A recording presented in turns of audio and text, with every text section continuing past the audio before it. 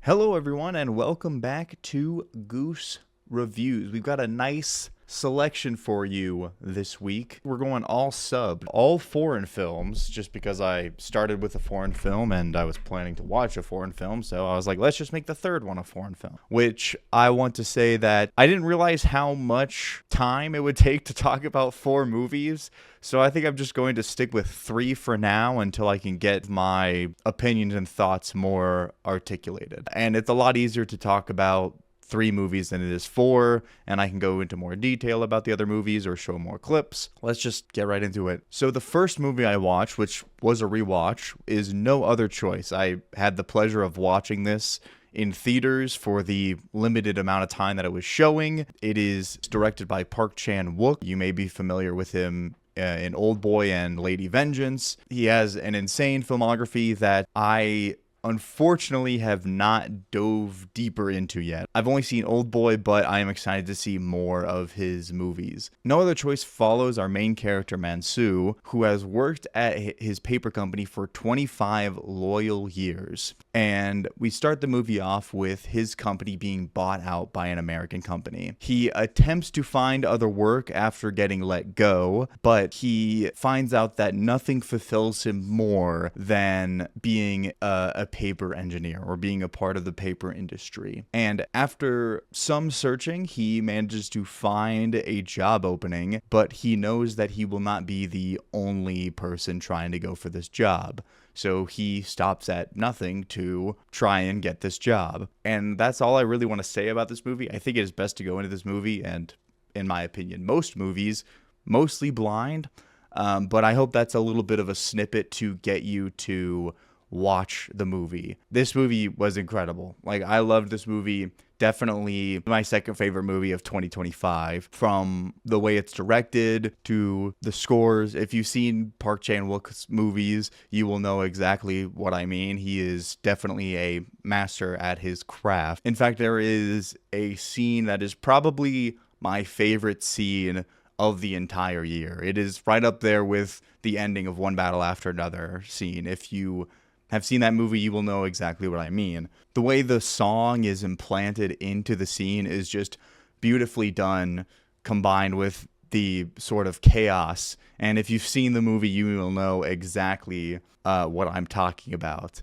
Throughout the movie, we get various metaphors and foreshadowing, and also some false foreshadowing, which I hope that's not really saying too much, but I really like the way they are set up and sort of defying the expectations of what you're expecting with that foreshadowing. This movie is also based off a book called The Axe, which I might check out. I've heard it is very similar to the book, but there are artistic liberties taken in order to make it more appealing and more Park Chan-wook. There's some incredible editing and transitions that really make you appreciate that aspect of films. Again, I don't want to say too much. I think this is best left up to you just going to watch the movie. Massive snub, in my opinion, and in most people's opinions, at the Oscars. Not even a single nom. Not a single nom. Although it did get, I believe, a few noms at the Golden Globes. I know it got noms, I just don't know if it won anything. This movie is probably my second favorite of the year, right behind One Battle After Another. We'll see how it feels with subsequent rewatches, and also as I dive more into Park Chan-wook's filmography, because I think it's just going to get better with time, and I think it's going to age beautifully. In the end, I will probably give this a 4.5 stars out of 5. I'm definitely going to bite the bullet eventually.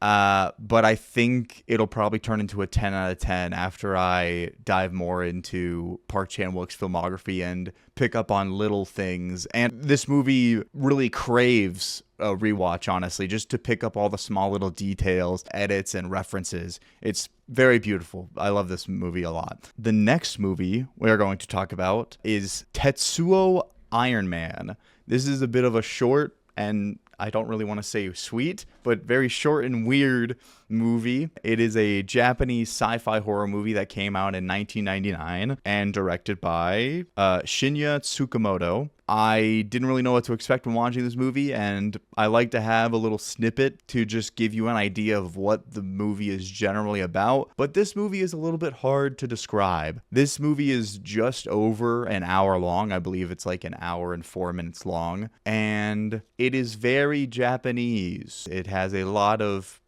imagery and sex imagery. It's very weird, but like in a good way, in my opinion. I like it. I like the weirdness. It is a black and white film with a 4:3 aspect ratio. I don't know if I want to call it necessarily an art film, but it is very much a Japanese film. And it's really hard to describe because story kind of gets revealed over time to where we start with the main character, which they don't have names. It's just man and woman. I think the runtime really kind of justifies you diving into this movie because it's only an hour. There are also sequels, which I might get into in the future. Some seem to be rated fairly, I guess, and some not so fairly. I believe there's only 3. But I found the aspects of the movie very intriguing, from the very industrial, sort of mechanical music score that they've laid on top of these very disturbing and robotic visuals. They combine practical effects with stop motion to a very successful degree to add to the disturbing nature of these robotic. There isn't too much dialogue, I'd say, in the whole movie. There's probably like 20 lines, but everything is mostly just visual. And there's also a lot of very chaotic movements and chaotic camera motions that add to the very disturbing visuals that you see on screen. All in all, if it doesn't sound like it's for you, that's totally okay. But I think it's still worth a watch because it's a very sort of monumental film in the film buff circles. In the end, I wouldn't say this is a particularly favorite of mine, but I still am very intrigued and interested in the weirdness. So I'd give this movie a 3.5 out of 5. It might go up to a 4 in the future, but we'll see. And finally, our last film of the week. I was originally saving this spot for Sentimental Value, which I got to see in theaters.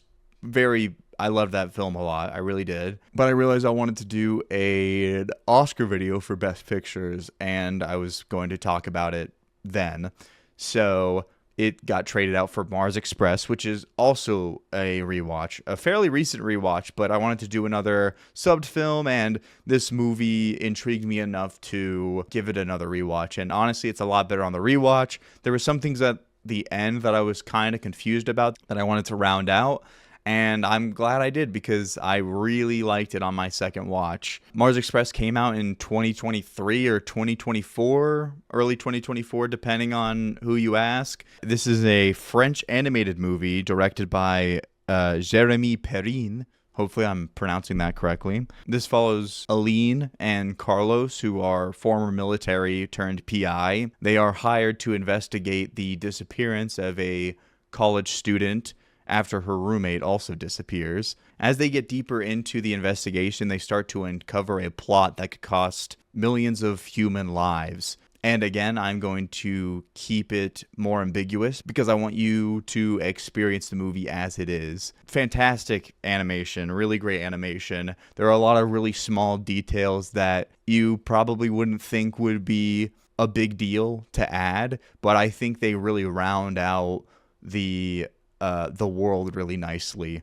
This movie is only an hour and a half, but with that time, they have incredible world building and also history to the characters that gets introduced over time. There's a lot of really, really cool robot designs. I would call this very much a sci-fi cyberpunk setting. It's not quite like, Star Wars levels of sci-fi, but it is in the near future with a beautiful music score that adds to that, bringing a lot of electronic and synth to better immerse you into this futuristic world. There's also an interesting spin that I really like. There are these things called organics, which are sort of like robotic organisms that I think play a really interesting role in the movie, and I really like the designs and what they come up with for them.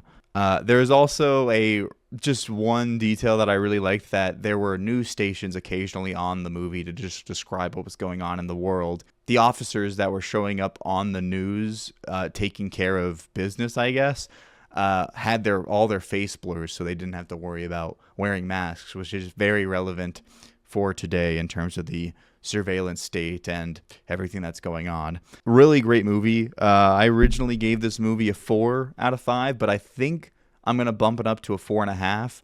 I could definitely see myself just putting this on and rewatching it anytime I'm feeling like a cyberpunk sci-fi movie. Really great. Really, really fantastic. Go check this movie out.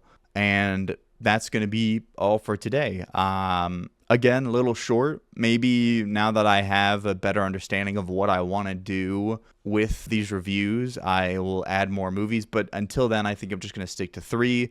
I will still be watching more than 3 movies a week, but most of those are going to be personal stuff or movies in theaters or stuff for my Oscar video. So be on the lookout for that. Hopefully I can get that out before the Oscars, but it'll probably be out after. Thank you so much for watching, and I will see you in the next video. I'll see you next week.